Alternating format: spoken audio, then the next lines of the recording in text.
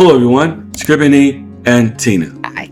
Welcome to the channel. Hope everybody's having a great day and that you guys are in the best of health. Yes, with health as always being most important. Now, if you watched part 1, this is now part 2 of, like I said, everyone talks about, oh, you guys, this was so easy, that was so easy. You live in Portugal. Oh, he was in the military. Awesome. But you don't really know Eric like I know Eric. You know Caribbean. So to get, I feel like, a better grasp on who you are as a person and the person that we all know and love, we are going to do and have been doing a little interview just to get to know the ups and the downs, the highs and the lows of what made you who you are. Right. So in part 1, we talked about your early childhood, your father leaving, your mother going into depression, your sister coming over and taking over as a custodial parent of you and your 5 siblings. Right. We talked about your sister putting you and your brother out into the streets 24/7 to collect money. She said for the church, but what we later found out, very little was going to the church, and she was pocketing a lot of that money, as well as keeping some of the money to help her family live very well, but you guys were raised very poorly. Right. Is that inaccurate? I don't want to speak for you, but it's pretty close. It's pretty close to it. Pretty close to it. So now we are going to talk about, now you're in middle school. Your sister is buying basically bulk tuna, correct? That's correct. And she's buying this bulk tuna to feed, I get it, a lot of kids. She has 7 children in the home, and she's keeping it refrigerated in the tin.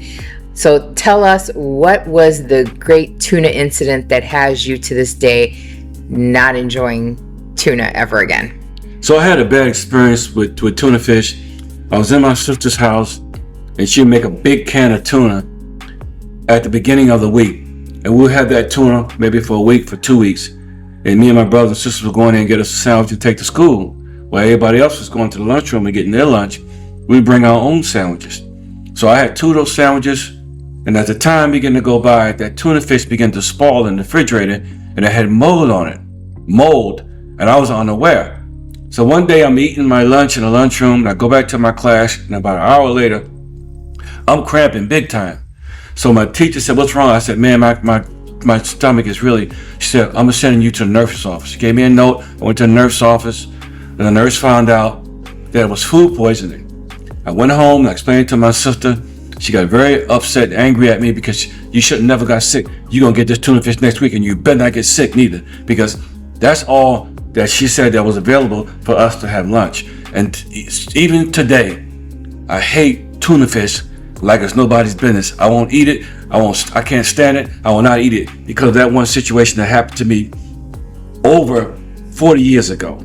Right, and tuna fish is a big staple of a pate that they put on a lot of the tables here in Portugal. If you've ever been to a restaurant, they'll bring out a small tuna pate, they'll bring out olives, butter, bread, and you are quick, and I am quick to say, can you please remove this off the table, because I know absolutely that you will not touch, you don't want to smell it. It invokes something in you, and it really does. That when you go through some trauma like that, it reminds you of that trauma when you. It makes me sick to my stomach. Yeah, smell. I smell it. It makes me sick to my stomach because I've been traumatized with this tuna fish. Right. So you stayed with her. Now you're in 8th grade. You're finishing 8th grade. Then what do you start to do? Well, I was really, really unhappy. I was a troubled child. We wore hand-me-down clothes from the cheapest stores, 5 and 10 cent stores. I get picked on when I go to school. They would laugh at me when I take my school pictures. So now I feel humiliated, left to the person. I'm eating bad food. I told myself, you can do better than this. That's when I entered to my runaway season. Now your brother started first, correct? Sean, my brother ran away first, Sean. Was the first one to leave the house when he hit high school, correct? Right. When he hit high school, he ran away first. He ran away. And I had a conversation with him when he got back. He told me how to do it. And I said, you know what? Let me try that. Not too long. I'm going to try that. But before I got a chance to try mine, he did another runaway. Yeah. And after the second runaway, I didn't see him anymore. So now your brother leaves. He was in high school, probably what, 10th grade? 10th grade. And you never saw your brother again until we lived in the United States in Las Vegas. Right. And my gosh, to even guess. Was it 2017, 2018? 20. I think it was 2017. 2017. Right. So we're talking over what, 40? How many years? I mean, it's been. I think the last time I seen him was 1972. Does that sound about right? Wow. Because I mean, that's the last time I seen him, and I finally seen him, and I was shocked because he looked like a perfect stranger to me, and I looked like a perfect stranger to him because so much happened. We got separated, and we lost so much time as a brother. I went to the military. He stayed in Jersey working for Pabst Blue Ribbon Beer, taking all these kind of jobs here and there. For the most part, I'm not really the only one, or one of the few person in the family that actually had a career that I can really able to sit back and say, well, I got a retirement, I can sit back, I can relax. But for the most part, when I started running away, I ran away from my first time. I got the bus because I knew how to get the bus because I was collecting money. I was a panhandler. I got the bus, went to Penn Station, got on the bus at the Storeway. I didn't care whether the train was the bus, and I got to the train station, got on the train, and got on the train as the Storeway, and the luggage part way in the back, because I was small then, I could fit in there. I didn't care where that train was going, and just get me out of here, get me out of my misery. I stayed there balled up all night, hungry. The next day the train stopped, and I heard the conductor send everybody off. I got up, and I turned myself in, because the conductor see me walk out. He said, how'd you get here? What's going on? Come in. And I explained to him, I'm a runaway. He took me to the authorities. I stayed in Miami-Dade County for a few days before I would even tell them that I was a runaway. I would give them my name, my address, because they didn't know what city I was from. So as they began to press me, I began to tell them that I was a runaway from New Jersey. But you did say that the reasoning behind you not telling anybody where you were from was, number one, you didn't want to go back. That's number one. Number two, you had never been to a place like Florida ever in your life. Right. And you thought it was pretty and warm, and they were feeding you. I distinctly remember the point when you told me, and they gave me food, and I just used to think that was so sad. I ate like I've never eaten in my life when I got actually incarcerated as a runaway, as a juvenile. That's so sad. Because I couldn't believe it. I said, wait a minute, I'm behind bars. I'm behind, and I'm eating better than I eat when I was free. And I couldn't believe it. So time went by. I stayed there for a couple of weeks, almost a month. They put me on the plane, my first plane ride. They flew me all the way from Miami back to New Jersey. My relatives was waiting, took me to my grandfather's house. And he talked to me and kind of threatened me. And then I went back home. And then during that time, my social worker would show up and do a health check. Right. And see how I was doing. So she would come over and she would talk to me. I would go like this. Can you go downstairs or go outside? Because if they heard afraid that I was afraid that it was going to kill me if I told her how I really, really felt. Yeah. So. And the reason why you weren't saying anything is because your sister was close by. Your older brother was getting a lot more abusive as time went by. Getting a lot more abusive. Because I remember stories so now Sean comes to visit us 45 years later. Mm-hmm. And the mere mention of your sister's name made him shake. I remember that. Mm-hmm. And he physically looked like he was going to be ill, and he asked to go to the bathroom. Mm-hmm. And then he came back out and said, I can't talk about anything that happened in that house. Mm-hmm. So I believe that things went on to your brother that none of us would ever know, mm-hmm. unless he were to ever talk about it, which he's unable to. Mm-hmm. No one ever got help. Mm-hmm. Out of the five of you, you were all mentally or physically abused to some degree. Mm-hmm. Your other sister, your older sister, Princess, would tell about stories of your sister spitting in her mouth. Right. Mm-hmm. And then having to swallow it. Have to swallow it. Yeah. Because she had a mouth open. Because she was talking, and she said, you want to talk? You want to talk? Open your mouth up. And she said, right in her mouth. Right. So there was very degrading. Very different degrees. Disrespectful. So I feel like you thought to go back to that was like hell, and I'd rather be locked up.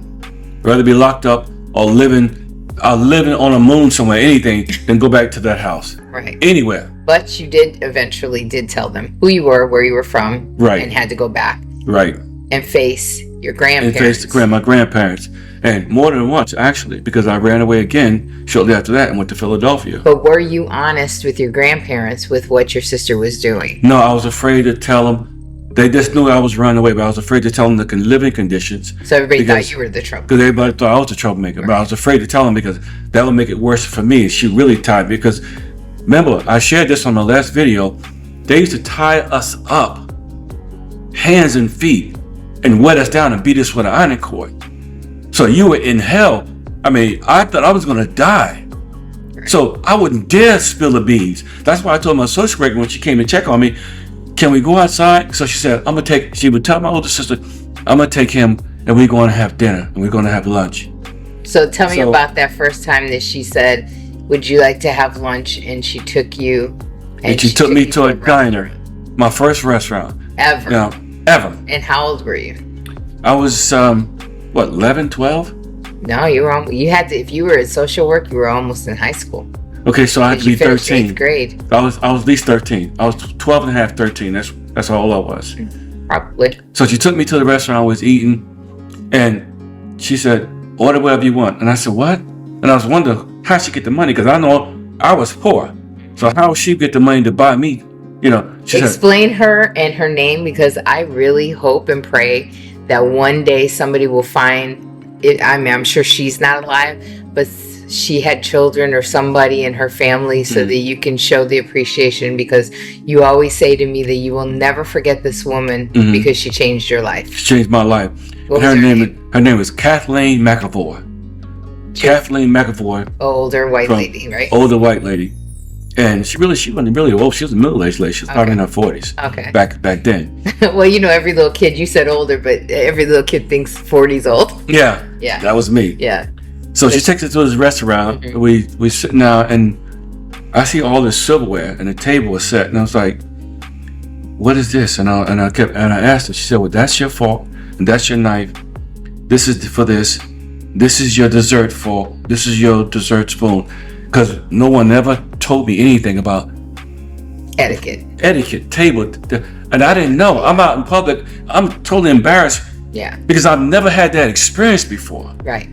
And so, she explained it to me, and I had a chance to eat my first burger to myself. Didn't have to share with my brothers and sisters. I had my own burger.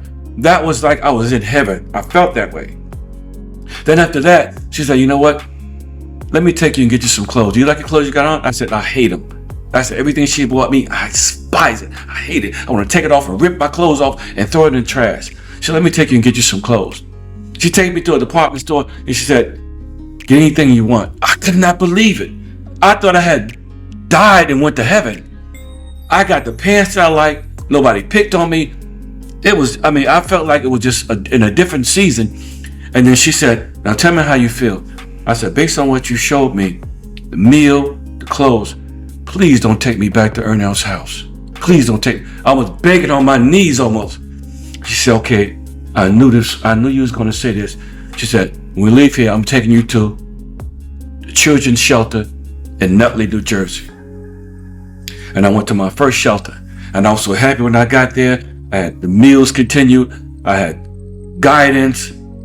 That was one of the greatest points in my life when I had a chance to live actually in the shelter and not in the house with anybody else. There was other kids there with me, but it seemed like I had my own space, had my own bed. I wasn't yelled at. I wasn't beat. I wasn't abused.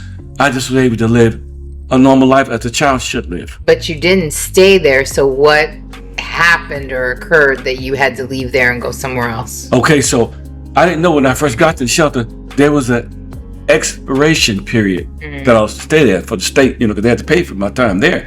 So they said, "Okay, we'll give him another chance since he's been away from his older sister's house for a while. We'll send him back there again." Okay, so I went back there, and now I really got a chance to see the brighter side of life and how you should be treated. And I go back there, and it's the same thing over and over again. So basically, you saw what normal life, life should be. And I don't even see how normal is not a shelter. So you saw a semi-normal life. Semi-normal life. And you just couldn't reintegrate I couldn't. the way your sister was. Right. It was almost like deja vu, the word I want to use. It was almost like I was having withdrawals, I would say. Would that be a good word to use? I mean, did you miss it? That's what you're saying. You missed having a normal life. I miss having a normal life. Okay. So I got there and I stayed good solid 2 weeks. If I knew it, sister. with my sister. Okay. And before no one knew it, I ran away again. So when my social worker found out, she said, "Wow, how do you? I just put you back there. You going again? You know?" And then I went to Philadelphia, stowed away on a bus. My family had to come and get my uncle came, got me back to my grandfather's house, had another talk with me. Then I went back to Ernest's house for a short period of time, and then didn't know my social worker really seen the whole case. She was analyzing it with her other colleagues, right. And said, "You know what? We're gonna come and get you, and we're gonna take you out of there, and we're gonna put you. I found you a foster home, and so I'm gonna take you out of there because I got a feeling you're gonna run away again because I put you back in the same environment." And my colleague said, "You back in the same environment? He's not gonna stay." So she came and she got me. She took me to a foster home. I stayed in a foster home for a while, for my 9th, 10th, 11th. Sophomore, and a freshman, sophomore, and junior. In my junior year, I ran away again. Why? Because it was a situation with my foster mother's husband. He was an alcoholic. And he would drink and talk crazy. And that took me back to my mother's time and other things. And I had another one of those moments that I could not stay. So I ran away from, and I started the 11th grade at my foster mother's house. And I left there and I ran away again. They said, "Okay, you know what? This is it. We're going to put you at the YMCA and you're going to be on your own now." I was on my own before the age of 16. They gave me allowance. They said, "You come here every week and get your weekly check." But and the you're gonna be at YMCA was adults, correct? YMCA was adults. I was a minor. Around all of these adults. Living by myself. I went to high school. At this time, I came out of Ellsberg High School in Newark, New Jersey. Then I went to Central High School. So I spent 1 year in Central and I graduated. And during my graduation day, something great happened to me. A recruiter came up to me and said, "You know what? Have you ever thought about your career?" I said, "No." He said, "You know what you're going to do in life?" I said, "No." He said, "How about joining the military? We got some good careers for you, da-da-da-da." I said, "Well, let me check it out." Because that right there changed my life and brought me to where I'm sitting right now. But let's back up, because you can't just gloss over the YMCA. Right. Living on your own, meaning you have to wake yourself up, you have to get to school, you have to make sure you get your meals, you got to make sure you wash in your clothes, you're taking care of yourself. In essence, you're an adult. Right. But you're a minor. But I'm a minor, taking care of myself. You're around all these adults, which we know good and well, there had to be some kind of criminality in the YMCA. Yes, it was. Drug abuse. Yes, it was. Sex. Right, absolutely. So what was going on behind the scenes at the YMCA? How was life? Well, it couldn't be peaches and cream. Well, it wasn't. At the YMCA. It wasn't, because being in my disturbed state of mind, I met a buddy of mine, and he started turning me on to weed. He started turning me on to acid. I dropped some acid. I started getting into drugs. That was in the 70s. And that was in the 70s. And I'm glad that God didn't allow me to overdose or anything like that. I even went to Brooklyn and the Bronx and brought drugs, because he told me his dealer was in New York. So it's just a lot of stuff that went on during that season of my life. So the YMCA was good, but also it wasn't a good environment, because now I'm on my own. I wasn't supervised. Yeah. I can do whatever I wanted to do. Yeah, you're exposed to too many things. I'm exposed to everything. There was 10 of us living there. Yeah. We're exposed to things that a child should not have been exposed to. And while you're in the YMCA, you come in contact with your sister because she had begun to run away, correct, Princess? Right. It was my brother Sean first, then it was me, and then we were going living a better life. She seen what we were doing, and then she ran away. Right. And there's only 2 of them that didn't run away. Right. But the rest of us, but the 2 youngest, but the 3 oldest, we all hit the streets. We were gone. Right. So she ended up at the YMCA, like you or near you. She ended up at the YMCA with the women, YMCA, until she got up on her feet, and then she met her husband, and he was in the military, and then she went away to be with him, and she's been with him ever since. Right. And so now You're getting ready to finally graduate because of all the things that happened the first year that you were brought to your sisters as a child, because you were in 4th grade. You were held back, correct, at 4th grade? I was held back because 4th grade, because I was so angry. I was so bitter with my life. I threw a chair at my 4th grade teacher. Oh, wow. And she was told to beat me. And when she beat me, I was so angry. I was literally fighting her back because I felt like I was fighting something that was fighting my circumstances, but I ended up taking it out on her. And her name was Miss Bays. I'll never forget it. And if I could see her today, I would apologize to ask for forgiveness because that was wrong. But she kept me back because I was in a bad state of mind, and I ended up staying back, and that's why I graduated a year late than what I was supposed to from high school. Right. All because of what I experienced in the 4th grade. Right. And that was just, honestly, I feel like that was childhood trauma just rearing its ugly head. Yes, it was. Yeah. Wow. So now you are in the military. Well, now you're headed to the military, and I think that's a good segue to cut off. And then we will pick up for when you initially sign up and decide that you're going to change your life. That'd be a good way to start. I think that's a great way to end this video. So, like always, stay tuned, and we will definitely see you on the next video. So in the meantime, between the time, always remember that life was always meant to be enjoyed. Yes, so make sure always to hit that subscribe, hit that thumbs up, and hit that notification bell so you can get notified of videos like this and others. And we will see you on the next video.